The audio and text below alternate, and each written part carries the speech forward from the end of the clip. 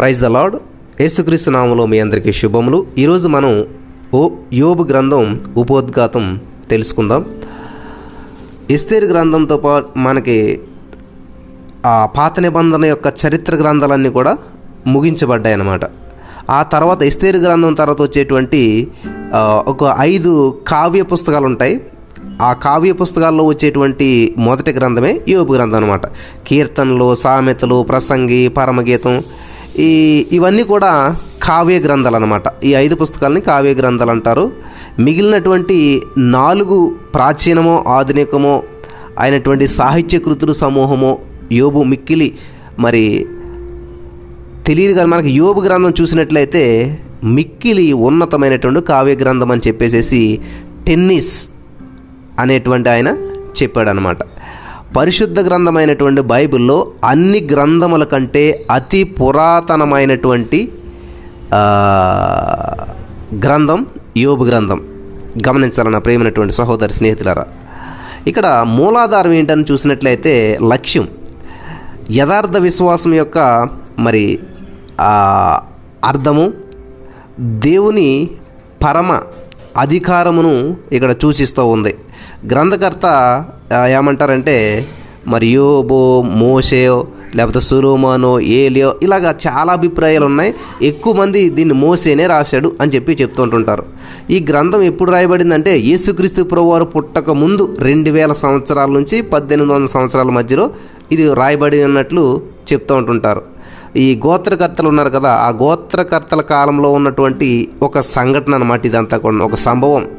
రాయబడినటువంటి కాలం తెలుపబడలేదు, కానీ ఆ 2000-1800 క్రీస్తు పూర్వం గోత్రకర్తలు ఉన్నటువంటి వాళ్ళ ఆ సమయంలో జరిగినటువంటి సంఘటన అనమాట. దీనికి గత చరిత్ర ఏమన్నా ఉన్నదా అని చూసినట్లయితే ఊజు దేశం అంటే పాలస్తీనా దేశ ఉత్తర సరిహద్దులలో దమస్కునకు యూఫ్రటీస్ నదికి మధ్యలో గల సమీప భూప్రదేశ స్థలముగా ఉండవచ్చు అని చెప్పేసి తెలియజేస్తూ ఉన్నారు. ఇక్కడ మనకి ముఖ్య వచనం చూసినట్లయితే 2వ అధ్యాయం 3వ వచనం, 13వ అధ్యాయం 15వ వచనం ముఖ్య వచనాలుగా మనకు కనిపిస్తూ ఉంటుంటాయి. ఇక్కడ ముఖ్యమైనటువంటి వ్యక్తులు ఎవరంటే నెంబర్ 1 యోబు గారు, నెంబర్ 2 తేమానీయుడైనటువంటి ఎలీఫజు, సుహీడైనటువంటి బిల్దాదు, నయమాతీయుడైనటువంటి జోఫరు, బుజీడైనటువంటి మరి ఎలీహు. ఇక్కడ ఈ యొక్క గ్రంథం యొక్క విశిష్టత ఏంటంటే హెబ్రీ బైబిల్లో కావ్య పుస్తకాల్లో యోబు మొదటి గ్రంథముగా మనకి మరి చేర్చబడింది. బైబిల్లో అతి పురాతన గ్రంథముగా కూడా దీన్ని లెక్కిస్తారు. ఈ యొక్క పుస్తకము మరి సాతాను యొక్క క్రియల గురించి లోతైనటువంటి ఆ యొక్క దృశ్యమును మనకు చూపిస్తూ ఉన్నది. ఇక్కడ ఎహెజ్కేలు గ్రంథం 14:14, 20వ వచనం మీరు చూసినట్లయితే, యాకోబు 5:11లో చూసినట్లయితే ఇక్కడ యోబుని చరిత్ర మరి యోబు గారిని ఎలా వర్ణిస్తారంటే చరిత్ర పురుషుడిగా చూపబడుచున్నట్లుగా మనకు అక్కడ చూస్తూ ఉంటుంటాం. ఇక్కడ ఇంకొన్ని విషయాలు మనం గమనించినట్లయితే ప్రియులారా, యోబు గ్రంథం మనకి బైబిల్లో 18వ పుస్తకం, 18వ గ్రంథం. ఇందులో మనకి 42 అధ్యాయాలు ఉన్నాయి, 1068 వచనాలు ఉన్నాయి. ఇందులో చరిత్రకు సంబంధించినటువంటి వచనాలు 1066 ఉన్నాయి. నెరవేర్చబడినటువంటి ప్రవచనాలేమో ఒక్కటే ఉంది. ఇందులో నెరవేరబడినటువంటి ప్రవచనం 3 ఉన్నాయి. ఇందులో ప్రశ్నలు 329 ప్రశ్నలు ఉన్నాయి. ఇందులో ఆజ్ఞలు 13 ఉన్నాయి. వాగ్దానాలు ఏమీ లేవు. హెచ్చరికలు 4 ఉన్నాయి. దేవుని వద్ద నుండి ప్రత్యేక వర్తమానాలు ఇందులో మనకి 10 కనిపిస్తాయి. సరే, జాగ్రత్తగా వినండి ప్రియమైనటువంటి సహోదరి స్నేహితులారా, చాలా ప్రాముఖ్యమైనటువంటి విషయం. యోబు గ్రంథం మామూలు గ్రంథంగా అనుకుంటున్నారేమో, మామూలు గ్రంథం కాదు అది. అది అపురూపమైనటువంటి ఆశ్చర్యమైనటువంటి గొప్ప గ్రంథం. అంత మాత్రమే కాదు, చిన్న గ్రంథం కూడా కాదు, పెద్ద గ్రంథం. గేయ రచనలు మనం చెప్పాను కదా బైబిల్లో 6 ఉంటాయని చెప్పేసి, వాటిలో యోబు గ్రంథం మొదటిది. ఆ తర్వాత కీర్తన గ్రంథం నుంచి విలాప వాక్యాల గ్రంథం వరకు కూడా గేయ రచనలు ఉంటాయి. నెంబర్ 1 యోబు, 2 కీర్తనలు, సామెతలు, ప్రసంగి, పరమగీతము, విలాపవాక్యాలు. ఇక్కడ మీరు గమనించినట్లయితే గేయ కవిత అంటే అవి కల్పిత గాథ అనుకోకండి, ఏదో కల్పించి రాసిన ఒక కథలు అనుకోకండి. ఇవి కథలు కావు, వాస్తవ చరిత్రలు. హీబ్రూ కావ్యాలలో పునవృత్తి ఎక్కువగా ఉంటుందన్నమాట. కాబట్టి ఒకే సత్యాన్ని పదే పదే తిరిగి చెప్పడం ఆ హీబ్రూ కావ్యం యొక్క లక్షణం. యోబు గ్రంథం ఒక ఆధ్యాత్మికమైనటువంటి కావ్యం. యోబు గ్రంథంలో ఉన్నటువంటి సంభాషణలు ఒక గేయ రూపంలో ఉంటాయి కాబట్టి దీన్ని అట్లా చెప్తారనమాట. సరే, మనం కొంచెం ముందుకెళ్తాం, జాగ్రత్తగా వినండి ప్రియులరా. ఇక్కడ చక్కగా పాడుకోవడానికి అనువుగా ఛందోబద్ధంగా ఉంటుందన్నమాట. ఈ గ్రంథం రాసినటువంటిది ఎవరంటారా? ఎవరికి తెలుసు? కరెక్ట్గా తెలియదు అనమాట. మనకు ఖచ్చితంగా తెలియదు, కానీ మోసే రాసి ఉండొచ్చు అని చెప్పి కొందరు చెప్తూ ఉంటుంటారు, ఎజ్రా అని కొందరు. ఇట్లాగా మరి మోసేనే రాశాడని చెప్పేసి కొంతమంది ఇట్లా చెప్పుకుంటుంటుంటారు. ఒకవేళ సొలొమోన్ రాశాడేమో అని మరికొంతమంది చెప్తుంటుంటారు. ఇంకొకరు ఏమంటారంటే ఈ గ్రంథంలో ఎలీహు అనేటువంటి ఒక వ్యక్తి వస్తాడు, అతడే ఈ గ్రంథాన్ని రాసి ఉండొచ్చు అని చెప్పేసి అంటారు. ఎందుకని ఎలీహు రాసి ఉండొచ్చు అంటారు అంటే దానికి ఒక కారణం లేకపోలేదు ప్రియులరా. ఎందుకంటే ఒక మాట అన్నారంటే దానికి ప్రత్యేకంగా ఒక కారణం ఉంటుంది కదా. ఒకసారి యోబు గ్రంథం మన 32వ అధ్యాయం మనం గమనించినట్లయితే 32వ అధ్యాయం 16-17 వచనాలు మనం చూసినట్లయితే అక్కడ కాగా వారికనేమియు అసలు ఎలీహు అంటే ఎవరు అని మనం చూసినట్లయితే ఈ 32-16-17లో జాగ్రత్తగా ఉండండి. కాగా వారికనేమియు ప్రత్యుత్తరము చెప్పగా ఉన్నారు, వారు మాటలాడకపోవడు చూసి నేను ఊరుకుందునా? నేను ఇయ్యవలసిన ప్రత్యుత్తరము నేను ఇచ్చేదను, నేనును నా తాత్పర్యము తెలిపేదను. ఈ మాటలు వారి సంభాషణ మధ్యలో చెప్పబడినటువంటివి కావు. ఈ గ్రంథ రచయిత ఈ యొక్క మాటలు ప్రియులారా స్వగతంగా అంటే సొంతంగా అనుకుంటున్నాడు. ఆ తర్వాత వారి సంభాషణ కొనసాగుతుంది. ఇక్కడ మాట్లాడుతున్నటువంటి వారు ఎవరో కాదు, ఎలీహు అతనమాట. దీన్ని బట్టి కొందరు అంటారు యోబు గ్రంథం రాసింది ఎవరో కదా, ఆయనే ఆ ఎలీహు గారు అయి ఉండొచ్చు అని చెప్పి చెప్తూ ఉంటుంటారు అన్నమాట. ఇక్కడ యోబు జీవించినటువంటి కాలం కూడా మనకు సరిగా తెలియదు. యోబు జీవించినటువంటి దేశం ఊజు దేశం, అంతే, అంతకుమించి ఏం తెలియదు అనమాట. ఇక్కడ యోబు గోత్రకర్తలు మనకు తెలుసు కదా, ఆ గోత్రకర్తల కాలంలో యోబు జీవించి ఉండవచ్చు అని చెప్పి చెప్తూ ఉంటుంటారు అనమాట. గోత్రకర్తలకి యోబు సమకాలీకుడు అని చెప్పి చెప్తూ ఉంటుంటారు. యోబు గారికి యాకోబు తెలుసా మీకు ఆ విషయం? యోబు గారికి యాకోబు తెలుసు అంటండి.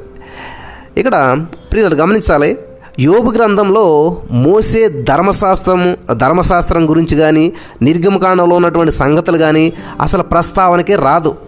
దీన్ని బట్టి మనం చూసినట్లయితే నిర్గమకాండానికంటే ముందే వ్రాయబడి ఉండవచ్చు అని చెప్పేసి దీన్ని బట్టి మనకి అర్థమవుతూ ఉంది అందరికీ కూడా. చూసారా ఎంత ఓల్డెస్ట్ బుక్ ఇదంతాను. నిర్గమకాండం కంటే ముందే ఈ యొక్క యోబు గ్రంథం రాయబడి ఉండవచ్చు అని చెప్పి అంచనా వేస్తూ ఉంటుంటారన్నమాట. ఇందు మూలంగా తేలినటువంటి సారాంశం ఏమిటంటే యోబు గోత్రకర్తలకు సమకాలీకుడు అని చెప్పి మనం గ్రహించవచ్చు. యోబు ఎంతకాలం జీవించాడేంటి అని మనం చూసినట్లయితే ఇక్కడ యోబు గ్రంథం 42వ అధ్యాయంలో మీరు చూసినట్లయితే అక్కడ యోబు గ్రంథం 42వ అధ్యాయం 16-17 వచనాల్లో మనం చదివినట్లయితే అక్కడ తరువాత యోబు 140 సంవత్సరంలో బ్రతికి తన కుమారులు కని అని చెప్పేసి మనం అక్కడ చూస్తూ ఉంటుంటాం. తరువాత అంటే ఏంటి? ఇప్పుడు వరకు జీవించిన కాలం లెక్కేయట్లేదు. తరువాత అంటే అప్పటికి యోబు గారు వయసు ఎంత ఉండొచ్చు అంటే ఇదో 140 మొత్తం అది ఇది కలిపి ప్రియులు గమనించాలి. ఇక్కడ మనకు చూసినట్లయితే యోబు గారి యొక్క చూడండి తరువాత 140 సంవత్సరాలు జీవించిన 42:16లో ఉంది. అతను మొత్తం జీవించినటువంటి కాలం 200 సంవత్సరాలు ఉండవచ్చును అని చెప్పి అంచనా వేస్తుంటారన్నమాట. ఇది అబ్రహాము యొక్క మరి మనుషులు జీవించినటువంటి కాలంతో సరిపోల్చవచ్చున్నదన్నమాట. ఎందుకంటే అబ్రహాము 185 సంవత్సరాలు జీవించాడు. గమనించాలి. యోబు సంపదలు అంటే చాలామంది ఏమనుకుంటారంటే యోబు గారికి సంపద ఉందంటే వెండి బంగారం అనుకుంటారు. అసలు వెండి బంగారాలు లేవంట యోబు గారి దగ్గర. మరి ఏంటి యోబు గారి సంపద అంటే యోబు గారి యొక్క సంపదలు బంగారం వెండి కాదు. అప్పట్లో ఏంటంటే మరి గొర్రెలు, ఒంటెలు, గాడిదలు కలిగి ఉండటమే గొప్ప సంపద అన్నమాట. ఇక్కడ మీరు గమనించినట్లయితే ప్రియులారా అబ్రహాము, ఇస్సాకు, యాకోబు వీళ్ళంతా కూడా ఎవరంటే యాజకులు. ఎవరికి? వాళ్ళ కుటుంబాలకు వాళ్ళ యాజకులు అన్నమాట. వాళ్ళ కుటుంబాలకు వాళ్ళ యాజకులు. అలాగే ఇక్కడ మనం గమనించినట్లయితే అబ్రహాము, ఇస్సాకు, యాకోబు మొదలగు వారి వల్ల యోబు కూడా తానే తన కుటుంబానికి యాజకునిగా ఉన్నాడు. 1వ అధ్యాయం 5వ వచనంలో మనకు తెలుస్తుంది అన్నమాట. ప్రియులు గమనించాలి. అలాగే ఇక్కడ మనం గమనించినట్లయితే ఇజ్రాయేలును, నిర్గమమును, మోసే ధర్మశాస్త్రమును మొదలైనటువంటి వాటిని గురించి ఎటువంటి సూచనలు కూడా యోబు గ్రంథంలో లేవు. కాబట్టి మనకు అర్థమయ్యేది ఏంటంటే యోబు గ్రంథం ఈ యొక్క నిర్గమకాండం వీటిలన్నిటికంటే ముందు రాయబడింది. ఇక్కడ ఇంకొక విషయాన్ని మనం గమనించుకుంటూ ముందుకు వెళ్దాం. జాగ్రత్తగా వింటున్నారు కదా, రాసుకుని వాళ్ళు రాసుకోండి. చాలా ప్రాముఖ్యమైనటువంటి విషయాలు ఇవన్నీ కూడా. ఇక్కడ ఇంకొక విషయం మనం చూసినట్లయితే ప్రియులరా, యోబు మరి యోబు గారికి యాకోబు తెలుసు అని చెప్పి మనం చూస్తూ వచ్చి ఉన్నాం. ఇక్కడ మన గోత్రకర్తల కాలంలో వారికి యోబుకు ఉన్నట్టే దీర్ఘాయుస్సు ఉందన్నమాట. వారు ఎంతో కాలం బ్రతికారు. అందుకనే చరిత్రకారులు అంచనా వేసిన ప్రకారం యోబు గారు 200 years బ్రతికాడు.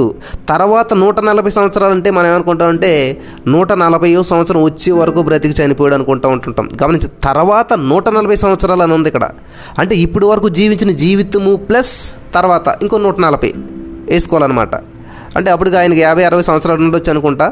అక్కడ దానికి ప్లస్ 140 వేస్తే 200 years బ్రతికాడు అనమాట యోబు గారు తన కుటుంబానికి యాజకునిగా వ్యవహరించాడు. మనకందరికీ తెలిసినటువంటి విషయం. రోజు బలిలు అర్పించాడు. కుమారులు ఏమైనా తప్పుడు ఆలోచన చేశారో, తప్పుడు మనసులు ఏమైనా వచ్చాయని చెప్పేసి.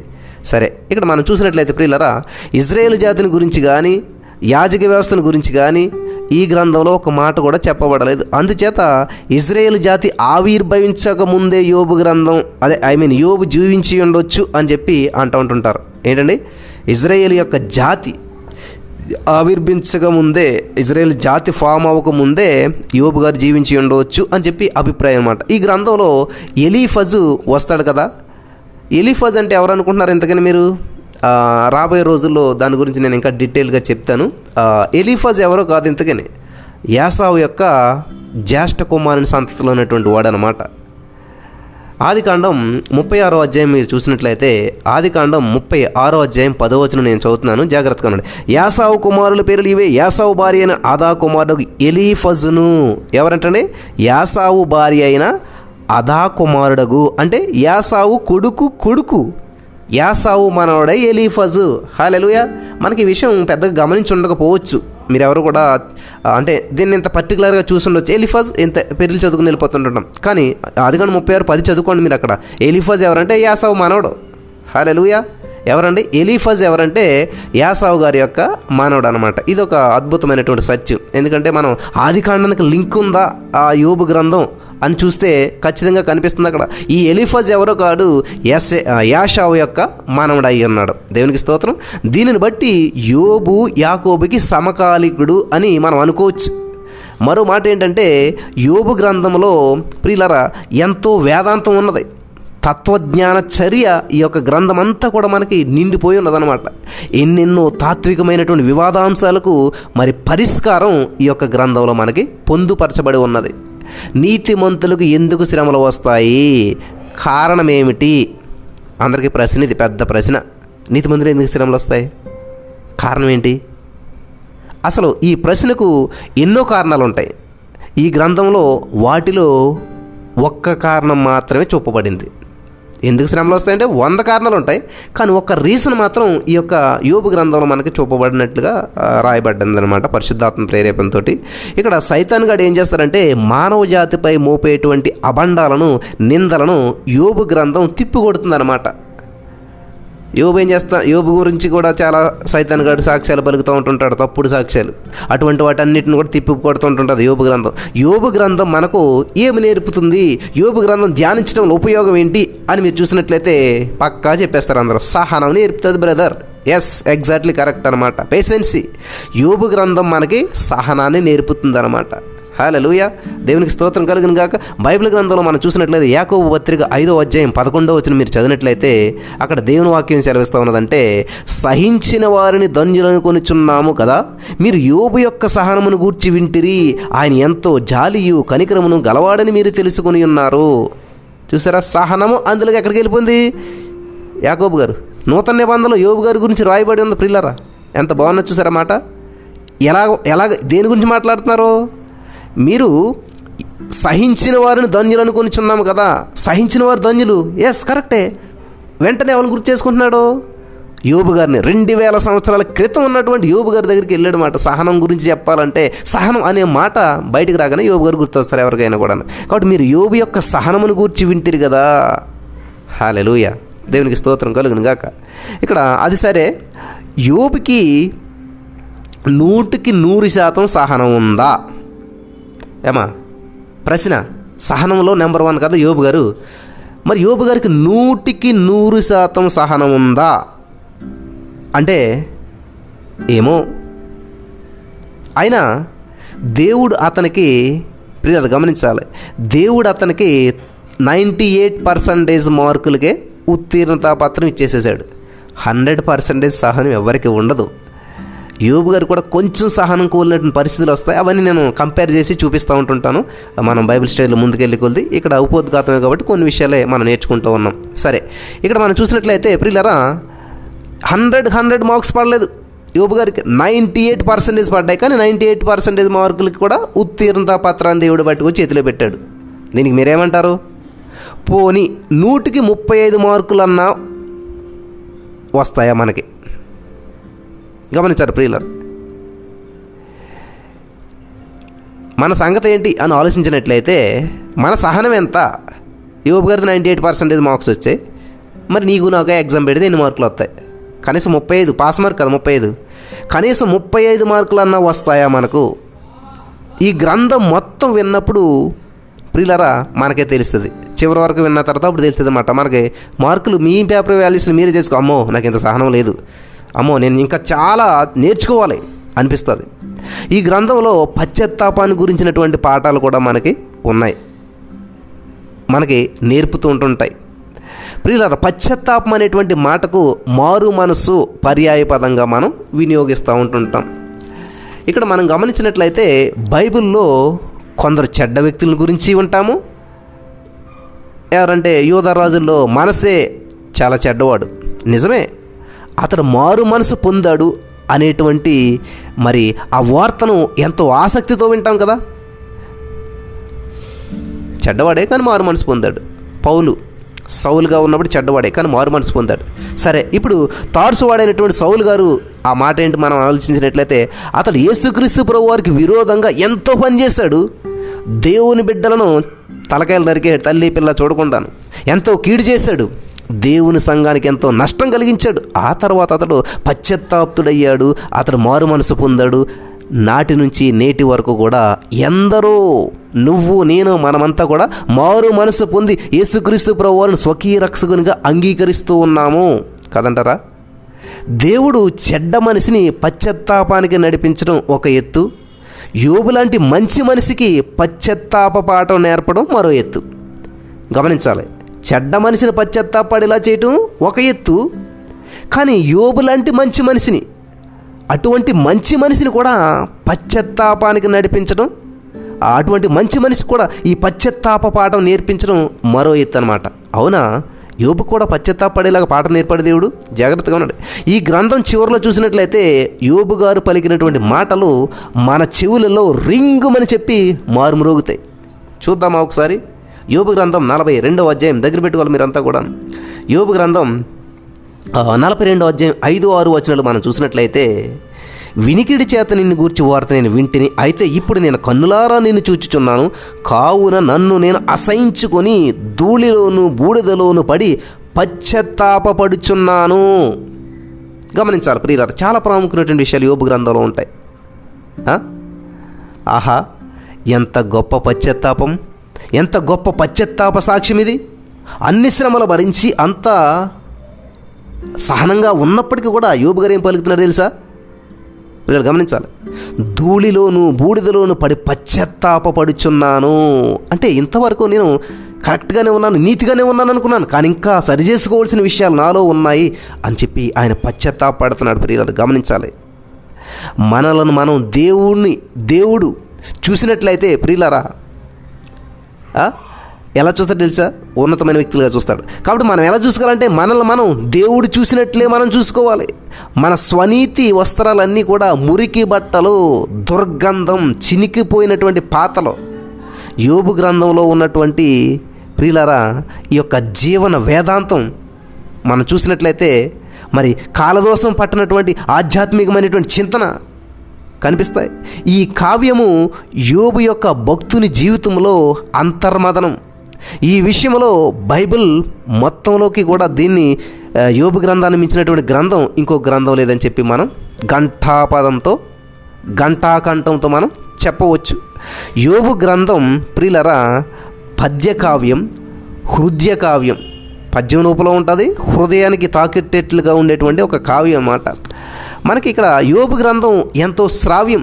యోబు గ్రంథంలో పరలోకంలో అలాగే భూలోకంలో ఈ రెండు లోకాలలో కూడా సమానాంతరంగా జరుగుతున్నటువంటి చర్చలు వ్రాయబడి ఉన్నాయి. చర్చలు యోబు గారికి ఒక యాంగిలే తెలుసు, కానీ మనకు తెలుసు. ఇప్పుడు చదువుతున్నటువంటి మనకి ఏంటంటే తెలుస్తుంది అనమాట. అక్కడ పరలోకంలో జరుగుతున్నటువంటిది, భూలోకంలో జరుగుతున్నటువంటి రెండు లోకాల్లో కూడా సమాంతరంగా జరిగించబడుతున్నటువంటి ఆ యొక్క కార్యాలు అనేటువంటివి రాయబడి ఉన్నాయి. ప్రియులారా గమనించాలి. ఇది ఏదో పురాణం గిని అనుకోకండి, ఇదేదో పురాణం అనుకోకండి ప్రియులారా. ఇది పురాణం కాదు, ఇది వాస్తవ గాథ, చరిత్ర, ఒక భక్తుని యొక్క అనుభూతి పరంపర. హల్లెలూయా, దేవునికి స్తోత్రం కలుగును గాక. బైబిల్ గ్రంథంలో మనం చూసినట్లయితే యెహెజ్కేలు గ్రంథం 14వ అధ్యాయంలో చూద్దాం. యెహెజ్కేలు గ్రంథం 14వ అధ్యాయం 14వ వచనంలో దేవుని వాక్యం సెలవిస్తున్నదంటే, నోవాహును, దానియేలును, యోబును ఈ ముగ్గురు అట్టి దేశములో నుండినను వారు తమ నీతి చేత తమ్మును మాత్రమే రక్షించుకొందురు. ఇదే ప్రభువు అయినటువంటి యెహోవా వాక్కు. వింటున్నారా జాగ్రత్తగాను ప్రియులారా? అలాగే 20వ వచనం మనం చూసినట్లయితే యెహెజ్కేలు గ్రంథం 14వ అధ్యాయం 20వ వచనంలో మనం చూసినట్లయితే అక్కడ నోవాహును, దానియేలును, యోబును ఈ ముగ్గురు దానిలో ఉన్నను నా జీవము తోడు వారు తమ నీతి చేత తమ్మును మాత్రమే రక్షించుకుందురు గాని కుమారునైనను కుమార్తెనైనను రక్షింపజాలకుందురు. చూసారా, యోబు పేరు కనిపిస్తూ ఉందా మనకి? జాగ్రత్తగా చూడాలి. యాకోబు రాసినటువంటి పత్రిక 5వ అధ్యాయం 11వ వచనంలో మనం చూసినట్లయితే, యాకోబు రాసిన పత్రిక 5వ అధ్యాయం 11వ వచనం ఇందాక చదువుకున్నాం మనం. సహించిన వారిని ధన్యులను కొనిచున్నాము కదా, మీరు యోబు యొక్క సహనమును గూర్చి వింటిరా, ఆయన ఎంతో జాలియు కనికరము గలవాడని మీరు తెలిసే ఉన్నది. ఇక్కడ ఈ రెండు వచనాల్లో పాత నిబంధన యెహెజ్కేలులోను, కొత్త నిబంధన యాకోబులో కూడా యోబు గారి యొక్క పేరు పేర్కొనబడ్డది. అంటే ప్రియులారా, యోబు గారి యొక్క జీవిత వృత్తాంతాన్ని చరిత్ర ధ్రువపరుస్తుందని చెప్పి మనం ఒప్పుకొనక తప్పదు. హల్లెలూయా, ఖచ్చితంగా మనం అంతా కూడా ఒప్పుకోవాల్సిందే, తప్పదు. అపోస్తలుడైన పౌలు గారు కొరింథీయులకు రాసినటువంటి మొదటి పత్రిక 3వ అధ్యాయం 19వ వచనంలో మనం చూసినట్లయితే, ఈ లోక జ్ఞానము దేవుని దృష్టికి వెర్రితనము అని ఉంటుంది. మీరు అక్కడ చదువుకోండి. పౌలు యోబు మాటలను ఇక్కడ ఉదహరిస్తూ ఉన్నాడు. యోబు గారి యొక్క వ్యక్తిత్వం ఎంతో ఆధ్యాత్మికమైనటువంటి విలువ కలిగినటువంటిది. కానీ మానవ సహజమైనటువంటి అతిశయం అతనిలో ఎక్కడో ఒక మూలన దాగి ఉన్నది. దేవుని ఎదుట నేను నిర్దోషిని, నిష్కళంకమైనటువంటి చరిత్ర నాది అనుకున్నాడు యోబు గారు. ఇదే భావనను దేవుని ఎదుట సమర్థించుకోవాలని కూడా చూశాడు. ఈ విషయంలో తనను తాను దేవుని దృక్పథంతో చూసుకొని అతడు పశ్చాత్తాపుడయ్యేంత వరకు కూడా దేవుడు అతన్ని బాగా ఒత్తాడు. ప్రియులు గమనించాలి, మానవ వైఖరి మానవుడే పశ్చాత్తాపం చెందాలి. ప్రియులు గమనించాలి, మానవుడే పశ్చాత్తాపం చెందాలి. మానవుడు పాపి అనడానికి మానవుడే బాధ్యుడని చెప్పి మనం గ్రహించాలి. మానవుని పాపమును పరిహరించగలిగినటువంటి వాడు యేసుక్రీస్తు ప్రభువారు మాత్రమే. ఆధునిక మానవుడు తనకు తానే కృత్రిమ బద్ధతను కల్పించుకుంటూ ఉన్నాడు. లౌకిక తత్వంతో నిండిపోయినటువంటి మానవుడు ఇహలోక ఆకర్షణలో పడిపోతూ ఉన్నాడు, దేవునికి దూరమైపోతూ ఉన్నాడు. వీళ్ళు గమనిస్తున్నారా? కాబట్టి ఈ యొక్క ఆధునిక మానవుడు తనకు తానే ఈ యొక్క కృత్రిమమైనటువంటి ఆ బాధ్యతలను కల్పించుకుంటూ ఉన్నాడు. అలాంటి వారికి యోబు గ్రంథము ప్రియులరా గొప్ప గుణపాఠం నేర్పుతుందని చెప్పి ఆశిస్తాం మనమంతా కూడా. ప్రియులరా ఆలోచించండి, మన మనసులో దేవుడు ఉన్నాడా? మనకు ఒక రక్షకుడు ఉన్నాడని చెప్పి మనం గ్రహించామా? ఒక్కసారి ఆలోచించండి. మరి జాప్యం చేయకుండా ఆయన వద్దకు వెళ్దాం. అదే మనము చేయవలసినటువంటి పని. యోబుకు దేవుని యందు అసంచలమైనటువంటి విశ్వాసం ఉన్నది. అలాగే దేవుడు యోబుకు కఠినమైనటువంటి విశ్వాస పరీక్షను పెట్టాడు. ఈ పరీక్షల్లో యోబు దేవునికి ఎంతో సన్నిహితుడైపోయాడు. యేసుక్రీస్తు ప్రభువారు దగ్గరకు రాగానే ప్రియులారా, ఎవరైతే రావాలని ఇష్టపడతారో అటువంటి వ్యక్తి తాను పాపినని చెప్పి గ్రహించాలి. మొట్టమొదట పశ్చాత్తాపుడు అవ్వాలి, పశ్చాత్తాపం చెందాలి. అప్పుడు దేవుడు అతనిలో మరి కార్యం చేస్తాడనమాట. దేవుడు అతన్ని రక్షిస్తాను అంటూ ఉన్నాడు. యేసుక్రీస్తు ప్రభువారు మన స్వకీయ రక్షకుడై ఉండాలి. ఆయనకు మనం పూర్తిగా వశమైపోవాలి. ఆయన మనకు ప్రభువై ఉండాలి. మనం సిలువ యొద్దకు రావాలి. అక్కడ నుండే మన యొక్క ఆధ్యాత్మికమైనటువంటి యాత్ర అనేటువంటిది మొదలవుతూ ఉందన్నమాట. యోబు గారు తన శ్రమలన్నిటిలో కూడా ప్రియులారా దేవుని సన్నిధిని గురించినటువంటి చైతన్యం కలిగినటువంటి వాడుగా కనిపిస్తూ ఉన్నాడు. దేవుడు తనకు ఎందుకు ఇన్ని కష్టాలు రాణిస్తున్నాడో యోబుకు అర్థం కావడం లేదు. యోబు నేర్చుకోవాల్సినటువంటి పశ్చాత్తాప పాఠం ఒకటి ఉన్నది. అందుకే ఇన్ని అగచాట్లు అతనికి వచ్చాయి. అనగా దేవుడు రానిచ్చాడు కనుకనే ఇన్ని కష్టాలు వచ్చాయి. హల్లెలూయా. గమనించాలి, తన భక్తుణ్ణి ఎలా గుణపరచాలో దేవునికి తెలుసు. ఇదే యోబు గ్రంథంలో ఉన్నటువంటి కేంద్ర సత్యం. యోబు గ్రంథం 1-2 అధ్యాయాల్లో చూసినట్లయితే వచన కావ్యం ఉంది. అందులో ఎంతో నాటకీయత కూడా ఉన్నదనమాట. ఊజు దేశంలో యోబు ధనధాన్యాలతో మరి తొలదూగుతూ ఉన్నాడు. అతనికి క్షేమము, భద్రత, ఐశ్వర్యం అన్నీ కూడా ఉన్నాయి. అన్నిటికి మించి అతని చుట్టూరా దేవుడు వేసిన కంచి ఉన్నది. హల్లెలూయా. యోబు గ్రంథంలో మీరు చూడవచ్చు, 1వ అధ్యాయం 10వ వచనంలో చూసినట్లయితే యోబుకి దేవుడు చుట్టూ ఒక కంచెని వేశాడంటండి. సైతాన్ కూడా కంచె దాటుకుని వెళ్ళలేకపోతున్నాడు. కంచిది అంటాడు అక్కడ. మీరు చూసినట్లయితే యోబు గ్రంథం 1వ అధ్యాయం 10వ వచనంలో మనం చదివినట్లయితే, నీవు అతనికి అతని ఇంటి వారికి కలిగిన సమస్తం చుట్టూరా కంచి వేసితివి అని చెప్పి సైతాన్ గారు చెప్తున్నాడు. వింటున్నారు కదా. కాబట్టి పరలోకంలో సైతాన్ గాడు దేవుని ఎదుట నిందారోపణలు చేశాడు యోబు గారి మీద. దేవుడు లంచం ఇచ్చి యోబుని భక్తుని చేశాడు అంటూ ప్రియులారా సైతాన్ గాడు ఫిర్యాదు చేశాడు. నువ్వు లంచం ఇచ్చావు, నువ్వు కంచేసావు, నువ్వు ఐశ్వర్యం ఇచ్చావు, అందుకనే నీకు భక్తి చేస్తున్నాడు, అందుకనే నీకు నీతిగా జీవిస్తున్నాడు, అందులో ఏముంది గొప్పతనం అన్నట్టుగా యోబు గారి మీద చాడీలు చెప్తూ ఉన్నటువంటి వాడుగా ఇక్కడ మనకి సైతాను కనిపిస్తూ ఉన్నాడు. జాగ్రత్తగా వినాలి. కాబట్టి దేవుడే లంచమిచ్చి యోబుని భక్తుని చేశాడంట సైతాన్ గారు. చూడండి, యోబుకు పరీక్ష పెట్టడానికి దేవుడు అనుమతి ఇచ్చాడు. యోబు సంతాపపడటానికి దేవుడు అనుమతి ఇచ్చాడు. ప్రియులు గమనించాలి, ఇక్కడ యోబు కొన్నటువంటి సంతానం అంతా కూడా మృతి చెందారు. అతని ఆస్తి అంతా కూడా ధ్వంసమైపోయింది. కానీ యోబు ఈ పరీక్షలో గెలిచాడు. అతడు రెండవ పరీక్ష పెట్టడానికి మరి ఈ సైతాన్ గాడు ఏం చేస్తున్నాడంటే దేవుని దగ్గర అనుమతి కోరాడు. ఈ రెండవ పరీక్షలో యోబు ఆరోగ్యం పాడైపోయింది. భార్య నుండి ఆదరణ లేదు. యోబు మరి ఈ యొక్క మహాబాధలో ఊరి బయట ఆ పెంట మీద కూర్చుని ఉన్నాడు. స్నేహితులైనటువంటి వారు వచ్చి ఆదరిస్తారంటే అది లేదు. యోబు స్నేహితులు వేదాంతం, వారి యొక్క మాటలు ఆదరణ కాదు, ఆందోళన ఎక్కువ చేశాయి. యోబుకి ఎడాపెడా చివాట్లు, అతనికి నొప్పు కలిగించేటువంటి ఉపన్యాసాలే. వారు మౌనంగా ఉన్నా బాగుండేదేమో. ఏదేదో మాట్లాడుతూ ఉన్నారు వాళ్ళు వచ్చి. చాలామంది మన స్నేహితులు ఎలాగ ఉంటుంటారు, మన సమస్యల్లో ఉన్నప్పుడు ఆ సమస్య ఎందుకు వచ్చింది, నువ్వు ఇలాగెందుకు చేసావు, అలాగెందుకు చేసావు అని చెప్పేసి అంటారు. ప్రియులారు గమనించాలి, కింద పడిపోయిన వ్యక్తిని లేపాల ముందు. వాళ్ళు తప్పు చేసి పడ్డారో రైట్ చేసి పడ్డారో ఎలా పడ్డారో. కాబట్టి ఊరికే మాట్లాడి యోబు స్నేహితులు యోబుని బాధ పెడుతూ ఆ బాధను ఎక్కువ చేశారంటండి. వారి యొక్క ధోరణి యోబు అర్థం చేసుకోలేకపోతున్నాడు. ఎలీఫజు, బిల్దదు, జోఫరు, ఎలీహు అనేటువంటి ఈ నలుగురు యోబు స్నేహితులు కూడా 4 విభిన్నమైనటువంటి దృక్కోణాల్లో అసలు యోబు గారికి శ్రమలు ఎందుకు వచ్చాయి అని చెప్పి ఆ శ్రమలన్నిటినీ కూడా విశ్లేషణ చేయడానికి పూనుకున్నారంటండి. చివరికి ఏకాంతంగా దేవుడు యోబుతో మాట్లాడాడు.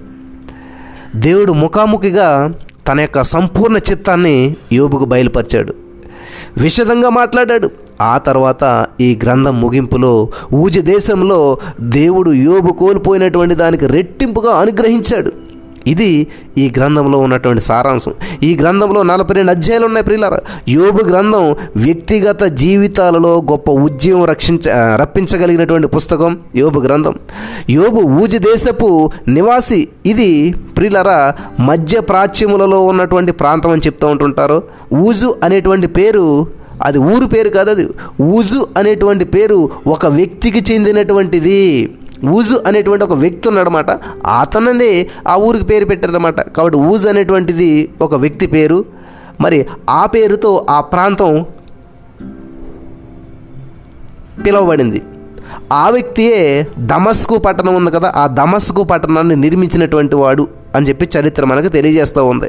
ఇక్కడ సిరియా ఎడారిలో ఉన్నటువంటి ప్రాంతం ఇది. యోబు ఎంత గొప్ప భక్తుడో, అతడు మనలాంటి వాడే, ఏలే కూడా మనలాంటి స్వభావం కలిగినటువంటి వాడే అని మనం చదువుకుంటూ ఉంటున్నాం. యోబు గారు కూడా మనకలాంటి స్వభావం కలిగినటువంటి వాడే, మనకలాగానే భోజనం చేశాడు, మనకలాగానే ఉన్నాడు. అర్థమైందా? చాలా గొప్ప భక్తుడు, దినమెల్లా ప్రార్థన చేసేటువంటి వాడు, దేవుని సన్నిధిలో గడిపేటువంటి వాడు. ఇక్కడ ఒక పాయింట్ మనం గ్రహించాలి. యోబు మనలాంటి వాడే, యోబు స్వభావం మనలాంటిదే. కానీ యోబు లాంటి వారము మనమైతే ఎంత బాగుంటుంది? యోబు లాంటి స్వభావం మనకుంటే ఎంత బాగుంటుంది? యోబు లాంటి విశ్వాసం మనకుంటే ఎంత బాగుంటుంది? యోబు లాంటి సహనం మనకుంటే ఎంత బాగుంటుంది? గమనించాలి. యోబు మనలాంటి వాడే, యోబు మనలాంటి మనుషుడే. కానీ మనది యోబు లాంటి విశ్వాసం లేదు, మనకి యోబు లాంటి సహవాసం లేదు. సహవాసం అంటే ఫ్రెండ్స్తో కాదు, సహవాసం అంటే దేవునితోటి. జాగ్రత్తగా వింటున్నారు కదా అంతా కూడా. ముగింపులోకి వచ్చేస్తాం నా ప్రియమైనటువంటి సహోదరి స్నేహితులారా. మనం అధ్యాయం వెంబడి అధ్యాయం ధ్యానించుకున్నప్పుడు ఇంకా చాలా ప్రాముఖ్యమైనటువంటి విషయాలు మీకు తెలుస్తాయి, గుర్తుపెట్టుకోండి అవన్నీ కూడాను. హల్లెలూయా. కాబట్టి ఇక్కడ ఈ యొక్క యోబు గ్రంథంలో చాలా చాలా ప్రాముఖ్యమైనటువంటి విషయాలు, మనకి చారిత్రాత్మకమైనటువంటి విషయాలు తెలుస్తాయి. ఎందుకంటే అన్నిటికంటే ముందు చాలా ఓల్డెస్ట్ బుక్ అనమాట ఇది. యోబు గారు బ్రతికింది 140 సంవత్సరాలు అనుకుంటాం, కానీ ఆ ముందు కాలం వేసుకుంటే 200 years బ్రతికినట్టుగా మనం అక్కడ చూస్తాం. హల్లెలూయా, దేవునికి స్తోత్రం కలుగును గాక. కాబట్టి ఇక్కడ అసలు యోబు అనేటువంటి పేరుకు కారణం ఏంటంటే, యోబు అనేటువంటి హెబ్రూ పదము దుఃఖము అని భావనిచ్చినట్టంటే. వీళ్ళు గమనించాలి, ఒక హెబ్రీ మూల పదంలోంచి ఉద్భవించి ఉండవచ్చును అని చెప్తుంటుంటారు. అసలు యోబు అనేటువంటి హెబ్రూ పదం దుఃఖము అనేటువంటి భావాన్ని ఇచ్చేటువంటి ఒక హెబ్రీ మూల పదంలో ఉద్భవించి ఉండవచ్చును అని చెప్తుంటుంటారు. ఆ విధంగా తీసుకుంటే దుఃఖపడినవాడు మరి ఎవరైతే ఉంటారో ఆ దుఃఖపడువాడు అనేటువంటిది ఈ పేరుకు అర్థం అన్నమాట. అయితే ఈ మాటకు తిరిగి రా లేక మారు మనసు పొందు అనేటువంటి అర్థం గల ఒక అరేబియా పదంలో కూడా మరి ఉద్భవించి ఉండవచ్చు అని చెప్పి మరి చెప్తూ ఉంటుంటారు.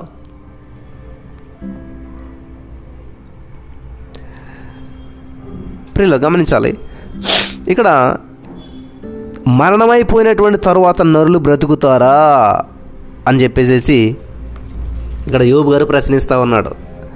మరణమైన తర్వాత నరులు బ్రతుకుతారా అని ఒక ప్రశ్న వేశాడు.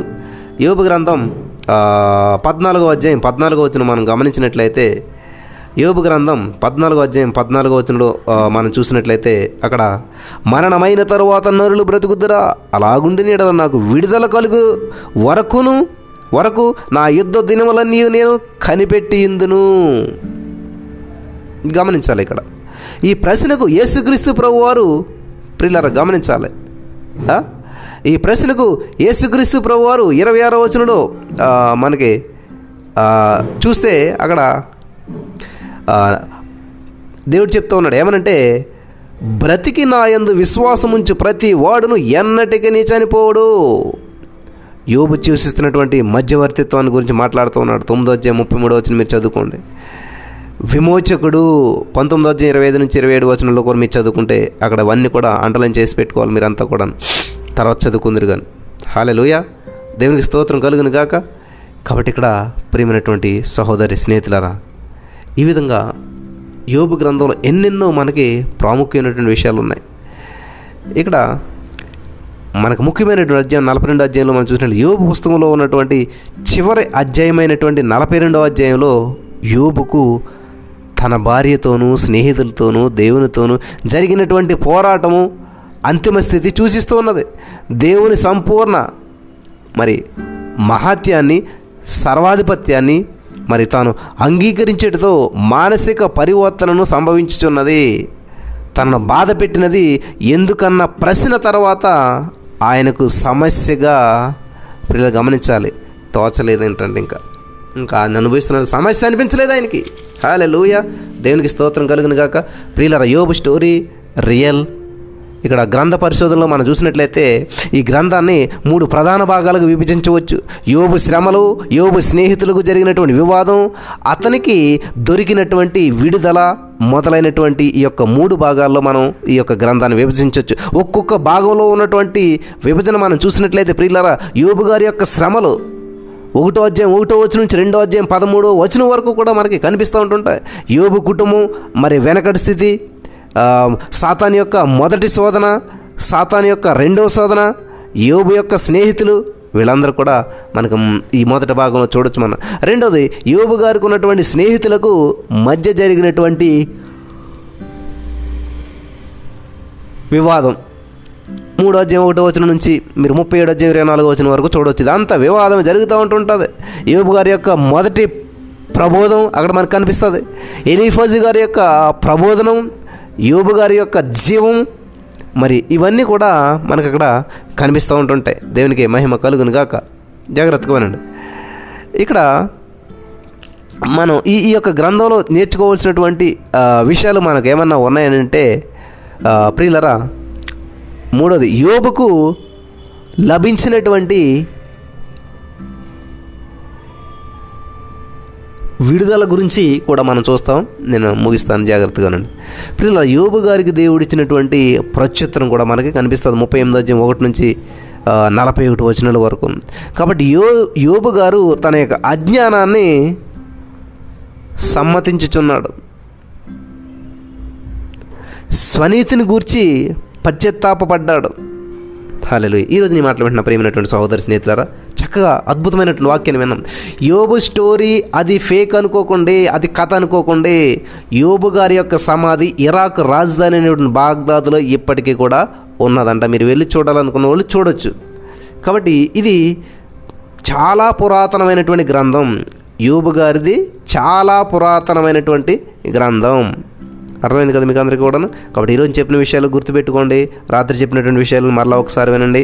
మరి ఇప్పుడు ఇక్కడితో మనకు ఉపోద్ఘాతం అయింది. రేపటి నుంచి రోజుకు ఒక అధ్యాయం చక్కగా ధ్యానించుకుని ముందుకెళ్దాం. ఈ యొక్క మాటల ద్వారా దేవుడు మనందరినీ బలపరచును గాక. ఆమేన్. స్తోత్రం దేవా. యోబు గ్రంథం ఉపోద్ఘాతం వింటా కృప చూపించ విన్నవారందరినీ దీవించమని, విత్తబడిన వాక్యం వ్యర్థం కాకుండా ప్రతి హృదయంలో నాటబడి ఫలించినట్లు సహాయం చేయమని నజరేయుడైన యేసు నామములో ప్రార్థిస్తున్నామా పరమ తండ్రి. ఆమేన్.